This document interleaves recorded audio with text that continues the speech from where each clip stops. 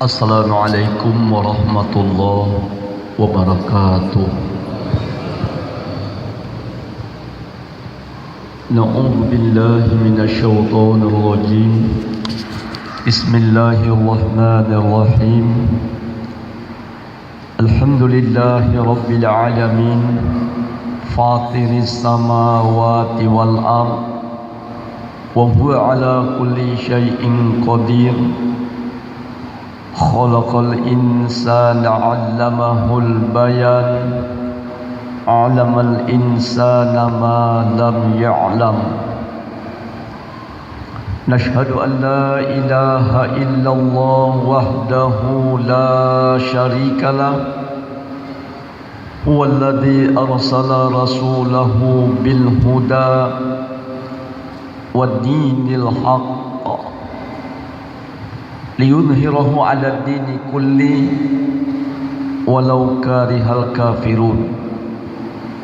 Wa nashhadu anna Muhammadan 'abduhu wa rasuluhu khatamul anbiya'i wal mursalin alladzi la nabiyya ba'da.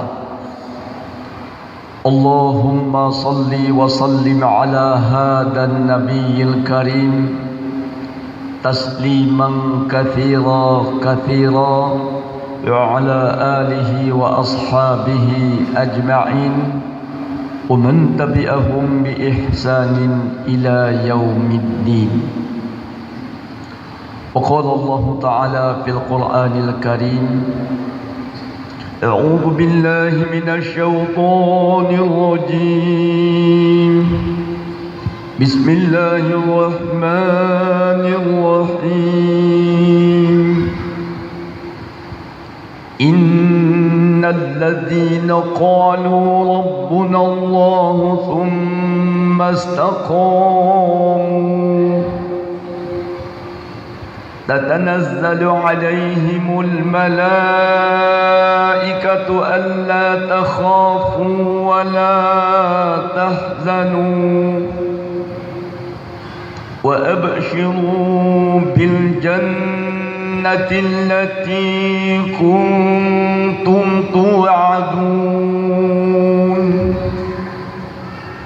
Nahnu awliya'ukum fil hayatid dunya wa fil akhirah wa lakum fiha ma tashtahi anfusukum wa lakum fiha ma tad'un nuzulan min ghafurir rahim. Wa man ahsanu qawlan mimman da'a ila Allah wa 'amila salihan wa qala innani minal muslimin. Sadaqallahul azim. Wa qala an-nabiy sallallahu alaihi wasallam kullu ummati yadkhuluna al-jannah illa man aba. Qila wa man ya'ba ya Rasulullah? Faqala alaihi salatu wassalam man ata'ani dakhala al-jannah wa man asani faqad aba. Atau kama qala alaihi salatu wassalam. Yang mulia para alim ulama dan umara, bapak-bapak, ibu-ibu, orang-orang tua kami, adik-adik remaja, hadirin hadirat rahimakumullah. Syukur kita kehadiran Allah Ta'ala atas taufik dan hidayah daripada Allah Ta'ala. Malam ini Allah kumpulkan kita di masjidnya yang mulia. Nabi sallallahu alaihi wasallam bersabda, khairul biqa'i masajiduha, sebaik-baik tempat di permukaan bumi adalah masjid-masjidnya Allah Ta'ala. Man dakhalal masjid fahuwa dhaif min duyufillah, siapa yang masuk ke dalam masjid, dia adalah satu tamu di antara para tetamu Allah Ta'ala. Jikalau setiap orang memuliakan tamu-tamu yang hadir ke rumahnya, apatah lagi Allah Ta'ala tentulah lebih memuliakan sesiapa yang berada di rumahnya.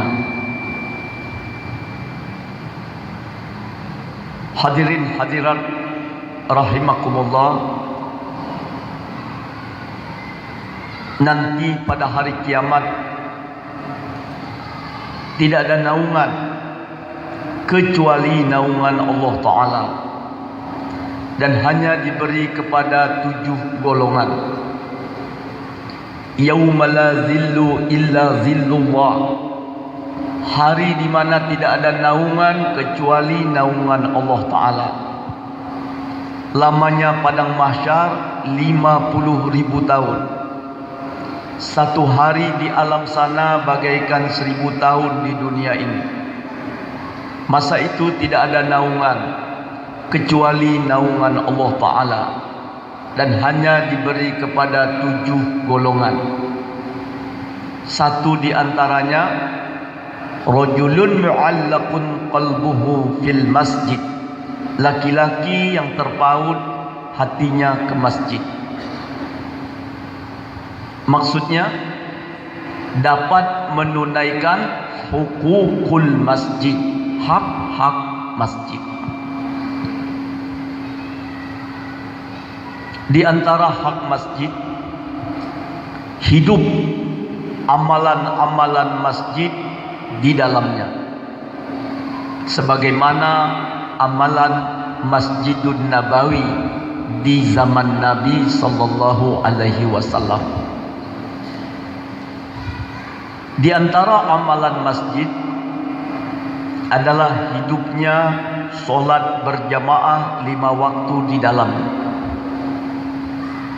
La solata li jaril masjid illa fil masjid, tidak ada arti solat orang yang berjiran dengan masjid kecuali di masjid. Mal jiranul masjid ya Rasulullah, siapa jiran masjid itu ya Rasulullah? Nabi katakan 40 rumah ke samping kanan, 40 rumah ke samping kiri, ke depan, ke belakang. Radius 40 rumah. Solatnya harus di masjid. Yang diizinkan Nabi SAW solat di rumah, wanita dan anak-anak. Wanita tidak dilarang ke masjid, tapi mendapat rukhsah, diizinkan solat fardu di rumah. Adapun kaum laki-laki yang sudah akil balik, berjemaah di masjid yang paling dekat dengan rumah kita ketika kita ada di rumah, di masjid yang paling dekat dengan kedai, kantor atau sawah ketika kita ada di sana. Ini satu di antara tanda iman. Nabi katakan dalam mafhum hadis, bila kau lihat seorang lelaki seringkali hilir mudik ke masjid, sebentar-bentar ke masjid, zuhur ke masjid, asar datang lagi, maghrib, isya, subuh, sebentar-bentar dia ke masjid, bersaksilah kau, dia orang beriman. Al-Quran menyebut, innama ya'muru masajidallah man amana billah. Hanya saja orang yang memakmurkan masjid-masjid Allah adalah orang yang beriman pada Allah Ta'ala. Masjid dikatakan makmur, yang pertama bangunannya. Nabi katakan, janganlah rumah salah seorang kamu lebih megah daripada masjid. Masjid harus lebih megah, lebih besar, lebih tinggi daripada rumah. Yang kedua, masjid dikatakan makmur dengan hidupnya amalan Masjidun Nabawi di dalamnya. Satu di antaranya hidupnya solat berjamaah 5 waktu. Hadirin hadirat rahimakumullah, adalah masjid-masjid di zaman Nabi SAW tidak ada beda. Solat 5 waktu dengan Jumat sama banyaknya. Hari ini di mana masjid seperti itu? Sekecil apapun masjid terasa kebesaran, tidak sebanding dengan jumlah umat Islam yang berada di sekitar masjid.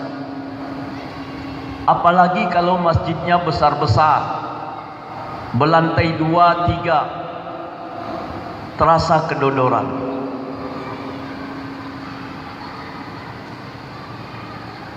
Di dalam Sahih Bukhari ada dikisahkan tentang seorang sahabat yang buta kedua matanya, namanya Ummi Maktum radhiyallahu an. Dia datang menjumpai Nabi SAW. Ya Rasulullah, rumahku jauh dari masjid. Jalan yang kulalui banyak binatang buas. Aku tidak punya kendaraan. Bolehkah aku melaksanakan solat fardu di rumah? Mula-mula Nabi izinkan. Ketika lelaki itu beranjak mau pulang, Nabi panggil lagi. Ya Aba Maktub, ta'al, atasma'u hayya 'ala shalah hayya 'ala al-fal? Na'am, sami'tu. Falau kadzalik fa'ajib. Adakah kau dengar seruan azan? Hanya 'ala shalah hanya 'ala al-fal? Dia kata, aku dengar ya Rasulullah. Kalau dengar, datanglah walau dengan merangkak. Cukup kuat keuzuran. Kedua matanya buta. Rumah jauh dari masjid. Jalan yang dilalui banyak binatang buas padang pasir. Ular, serigala, singa, dan lain-lain. Tidak ada kendaraan. Kendaraan waktu itu unta, kuda, keledai, gajah. Yang manapun dia tidak miliki. Tapi orang seperti ini Nabi suruh juga ke masjid. Nabi bersabda, "Shallu kama ra'aitumuni usolli." Salatlah kamu sebagaimana kau lihat aku salat.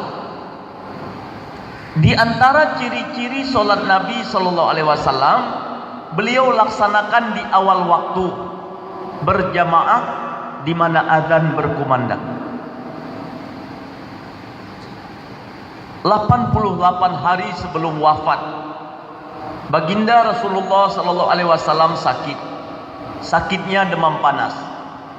Makin hari makin berat. Dan di hari kewafatannya beliau selalu pingsan saking panasnya. Hari itu hari Isnin tanggal 12 Rabiul Awal. Sayyidina Bilal bin Rabah radhiyallahu an sudah kumandangkan azan subuh.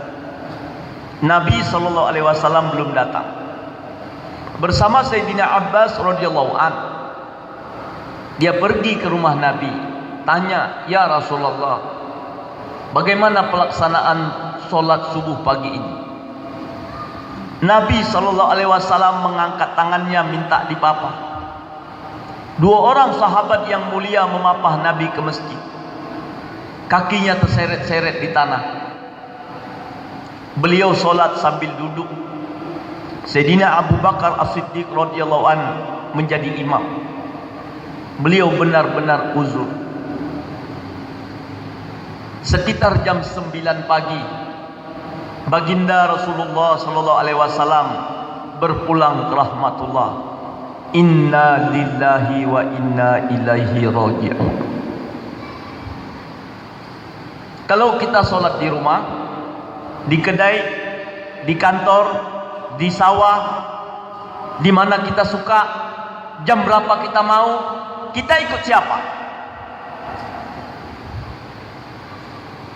Di dalam Al-Quran Allah menyebut baginda Rasulullah sallallahu alaihi wasallam uswatun hasanah, contoh terbaik untuk dapatkan keridhaan Allah di dunia yang sementara, di akhirat yang selamanya. Tidak ada cara lain kecuali Nabi jadi ikutan.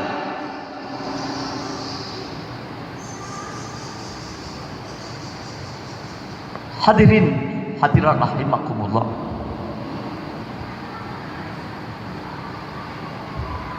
ketika Allah Ta'ala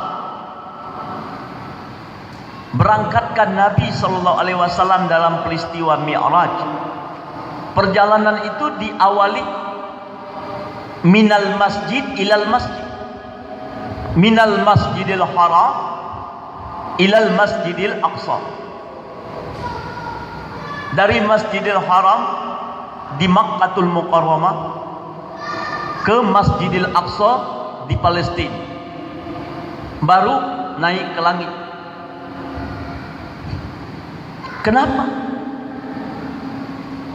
Kenapa harus minal masjid ilal masjid?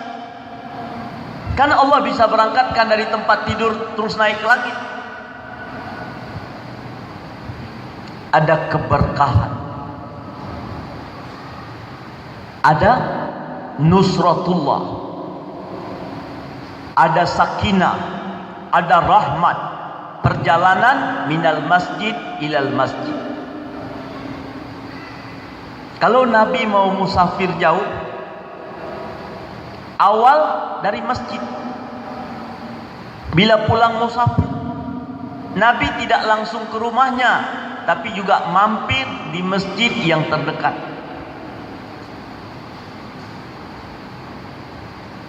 Amal ini seperti tidak jalan lagi sekarang. Kita kalau mau pergi Medan, mau pergi Jakarta, Malaysia, ada masuk masjid dulu.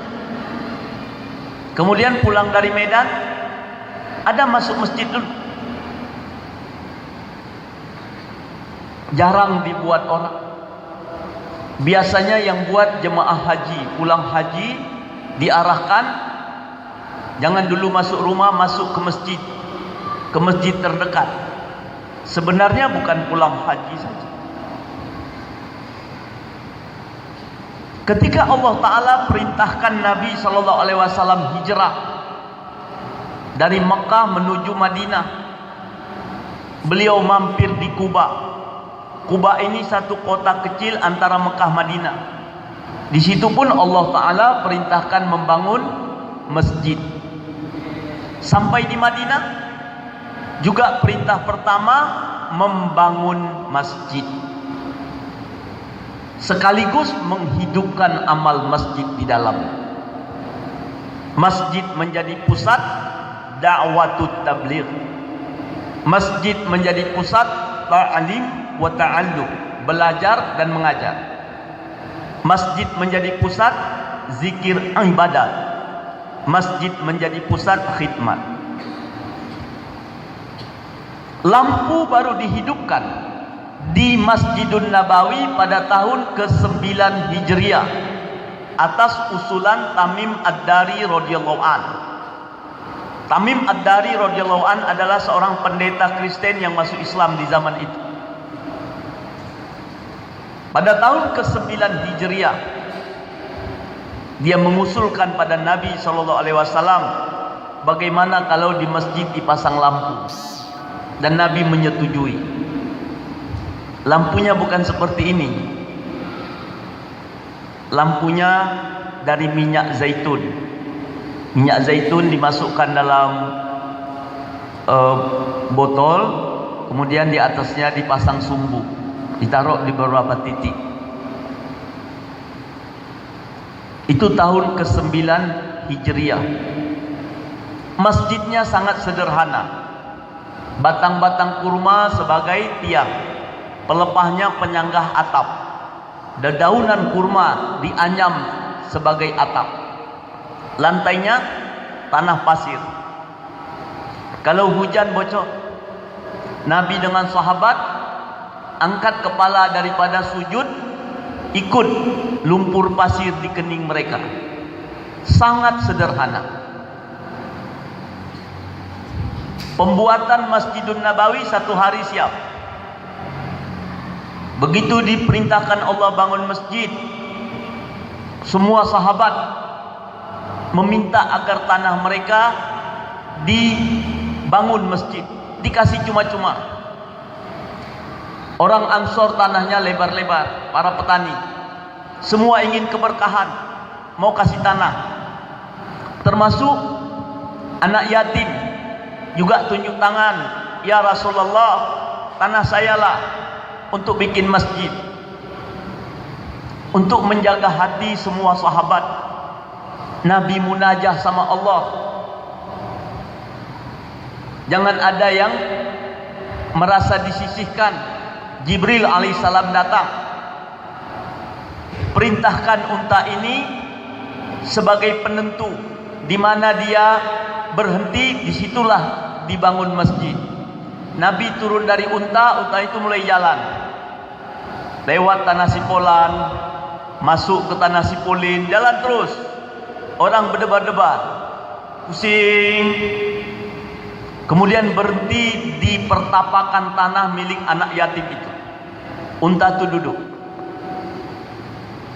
Nabi katakan, Masya Allah, Allah terima pengorbanan anak yatim ini. Dia kasih, tapi kita beli. Itu kebaikan dia, kasih tanah untuk masjid. Kebaikan kita mana untuk dia? Saya mau tanah ini dibeli.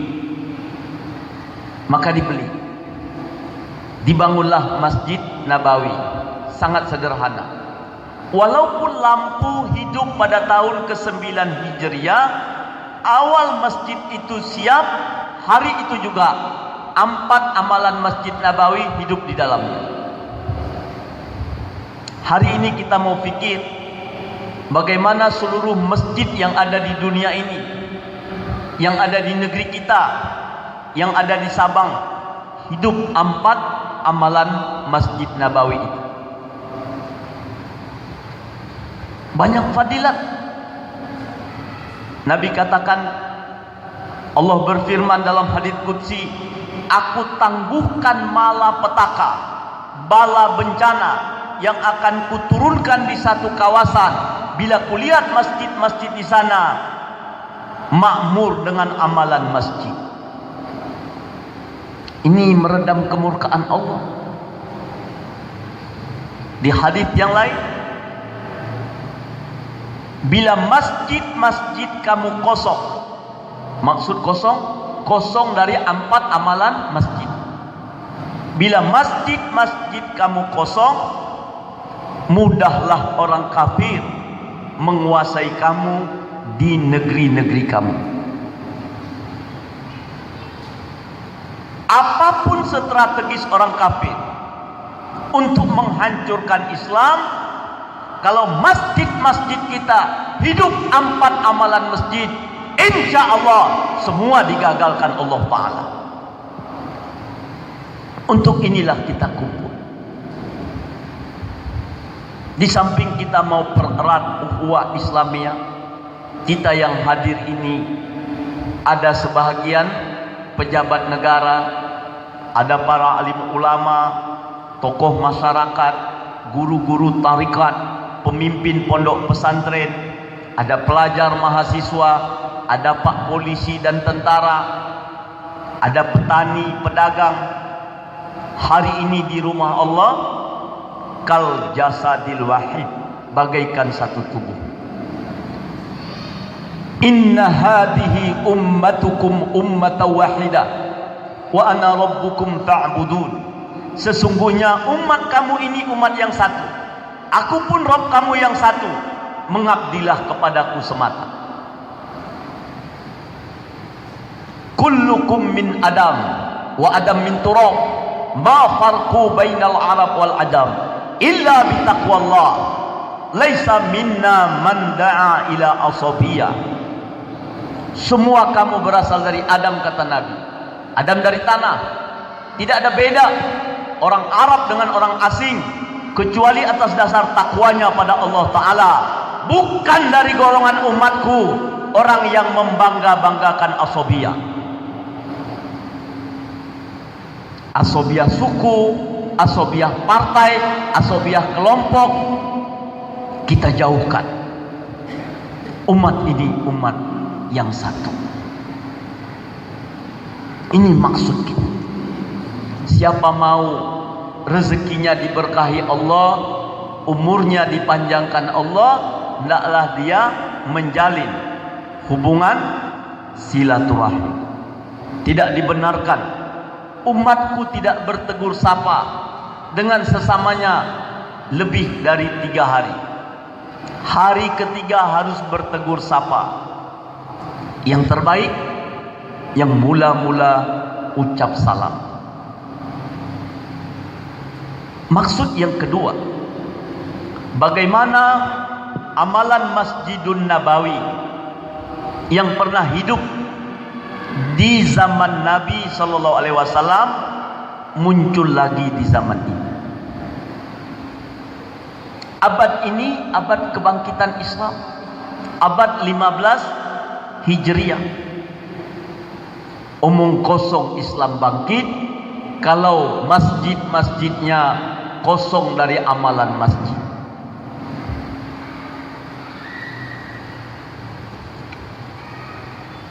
Hadirin hadirat rahimakumullah. Bila Nabi SAW bangkit buat usaha atas amalan masjid, Allah Ta'ala rubah keadaan jahiliyah. Zaman ketika Nabi diutus disebut zaman jahiliyah. Al-jahlu bimakna as-sufaha. Jahil itu bodoh. Tapi kita jangan terpikir mereka bodoh mengenai keduniaan. 2 superpower yang menggenggam dunia waktu itu, Rum dan Parsi, dua-dua kafir. Karpet kerajaan Rum dan Parsi kalau diinjak tenggelam mata kaki saking tebalnya. Raja-raja Rum dan Parsi makan minum dengan menggunakan piring, gelas, sendok, garpu yang berbalut emas. Mereka mampu membangun gedung-gedung bertingkat tanpa menggunakan semen dan besi. Mereka buat tekstil, dijahit jadi pakaian, dipakai di musim panas, badan kita sejuk, dipakai di musim dingin, badan kita hangat. Begini dahsyat pengetahuan mereka. Lantas kenapa dikatakan jahiliyah? Bodoh. Mereka tidak tahu siapa Tuhan yang sebenarnya. Ada yang mereka sembah, bukan Allah Ta'ala. Ka'bah masih berdiri tegak. Mereka datang dari kawasan dekat dan jauh melaksanakan haji jahiliyah. Dalam kitab tafsir Sawi disebut, mereka tawaf dalam keadaan telanjang bulat tanpa sehelai benak. Kaum lelaki tawafnya di siang hari, lepas berputar-putar pakai baju. Wanita tawafnya malam, telanjang juga. Dan tidak terdengar dari mulut mereka pujian-pujian pada Allah. Tidak ada lafaz labbaik Allahumma labbaik, tidak ada. Yang mereka puja-puji batu-batu berhala yang bergelantungan di dinding-dinding Ka'bah. Hukum yang berlaku di tengah-tengah kehidupan mereka bukan hukum yang dibuat oleh Sang Pencipta yang sebenarnya. Kondisi seperti inilah disebut jahiliyah. Allah kirim Nabi akhir zaman buat usaha sebagaimana Rasul-Rasul terdahulu. Hadirin rahimakumullah. Usaha yang Nabi buat adalah usaha penyebaran atas agama Allah. di zaman jahiliyah. Dalam kitab Syirah Ibnu Hisham ada 4 laki-laki yang masih menyembah Allah. 3 orang pendeta dan 1 lagi Nabi Muhammad sallallahu alaihi wasallam. 3 orang pendeta itu Waraqah bin Naufal, Mughirah dan Bukhirah. Dari 3 orang pendeta ini yang paling alim Waraqah bin Naufal. Dia hafal Taurat dan Injil yang asli. Tapi ketiga-tiga ini tidak ada risau melihat suasana jahiliyah itu. Mereka tahu batu-batu berhala bukan Tuhan. Mereka tahu hukum yang berlaku bukan hukum Tuhan. Tapi mereka berdiam diri, berkerut pun keningnya, tidak memikirkan umat. Yang risau hanya Nabi Muhammad sallallahu alaihi wasallam. Masuk dalam gua, minta petunjuk pada Allah. Dia tahu umatnya sesat, tapi dia tidak tahu apa upaya memperbaikinya. Nabi masuk ke Jabal Nur, masuk dalam gua, minta petunjuk. Dia yang risau, tahu umat salah, tapi kebingungan macam mana cara memperbaikinya. Wa wajadaka dhallam fahada. Kami dapati engkau dalam keadaan bingung memikirkan umat yang rusak. Fahada, kami berikan kau petunjuk. Turun surat yang pertama, surat Al-Alaq, ayat 1 sampai 5. Iqra bismi rabbikal ladzi khalaq, khalaqal insana min 'alaq. Iqra wa rabbukal akram alladzi 'allama bil qalam 'allamal insana ma lam ya'lam. Ini ayat ta'aruf. Allah memperkenalkan dirinya kepada hamba-Nya. Kemudian beberapa saat wahyu terhenti. Turun wahyu yang kedua. Bukan sambungan surat Al-Alaq, tapi pangkal surat Al-Muddathir. Ya ayyuhal muddathir, qum fa'anzir wa rabbaka fakabbir. Hai orang yang berselimut, bangun, beri peringatan. Ini jawaban Allah untuk menghadapi umat yang sesat. Ingatkan mereka, kenalkan kepada Allah, besarkan Allah, kecilkan makhluk. Allah kuasa, makhluk tak kuasa. Allah dapat buat sekendaknya tanpa izin makhluk. Makhluk tidak dapat buat apapun tanpa izin Allah Ta'ala. Manfaat, mudarat terjadi atas kudrat iradat Allah. Nafikan seluruh kekuatan makhluk, isbat hanya kepada Allah Ta'ala. La ilaha illallah.